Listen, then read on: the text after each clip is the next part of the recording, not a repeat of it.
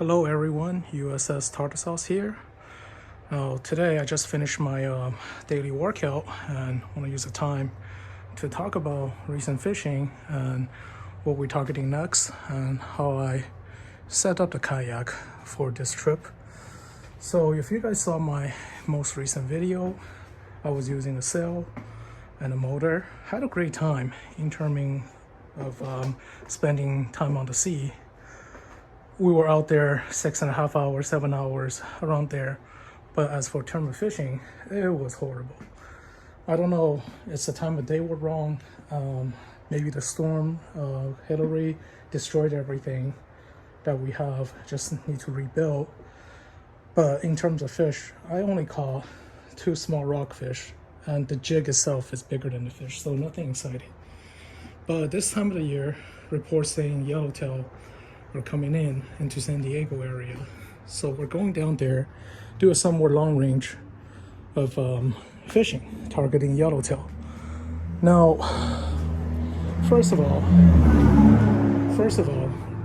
the kayak itself needs to be ready for it.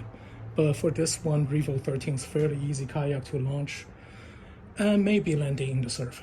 Now, launch is easy. What I recently discovered, all you have to do is just go to knee-high water, waist-high water, insert the drive, let down the rudder, hold the front of the kayak. As the wave come by, wait for a set is done, and wait for the wave past the stern, immediately jump into the seat and start paddle out.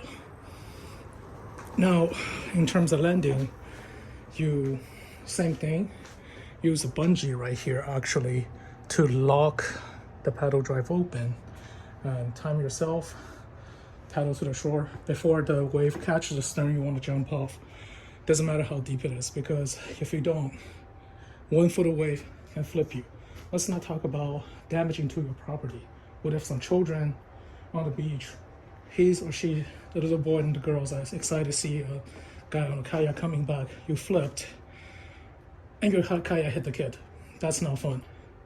Their mom will be angry, children will be crying, other people will be disappointed at you, they will be laugh at you, these type of stuff. It's not fun, don't do it. Yeah, especially you're like looking at a pretty girl that's at the shore, like she's kind of looking over at you and you flipped. Come on, guys, don't do that, okay? And, and my friend Nasco actually come out with some pretty interesting life lessons. So go check out his channel. Go check out his video, his interesting life lesson after 7 hours on the sea. What I usually do, I will take off all the reel, put in the dry bag and stow here. Fish finder, that's enough to stow inside as well, or stow in the front hatch. Now, after launch out the surf zone, and I'm outside the surf zone, then I connect everything. The rod will be laying flat, and it will be clipped down here. So even if you flip, it's still going to be there. Of course, you want to leash it somewhere else too, but in case it flip, it will not damage as much. You reduce the chance of damaging your equipment, and these things are not cheap. Everything else, try to tether. I have this outrigger bar. I tether here, tether points inside of here. So you need to install tether points if, unless you have a Hobie Outback. That thing has everything. That thing's a tank. As for gear storage, I have a gear bucket inside of there that goes in. I can store the jigs, hooks, lead, lines. Just bring enough of things. In this situation, actually in every kayak outing, less is more.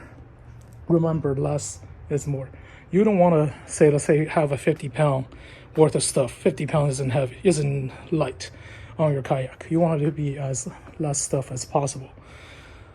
In terms of rods, 3 rods I'm going to bring.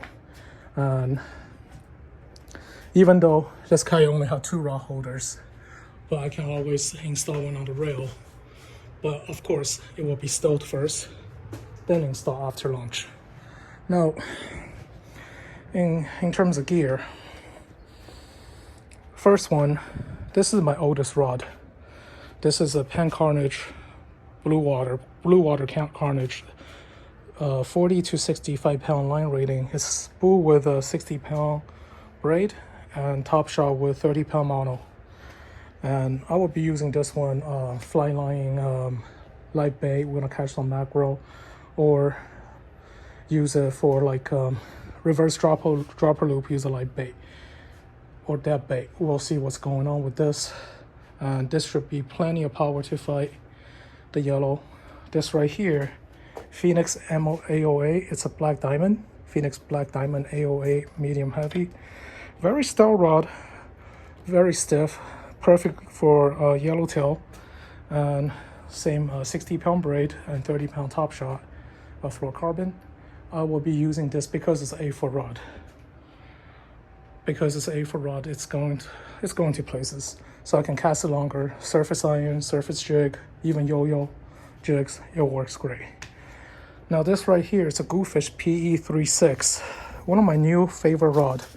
In my previous video, if you saw it in Pacific City, I use the same brand of rod, but it's a PE24. It's a softer version of this slow pitch jigging rod. I caught a 27-inch lingcod, so plenty of power. Even though everybody's making fun of it, oh, you have a Barbie rod.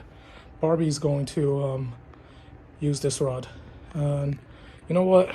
If it works, it works.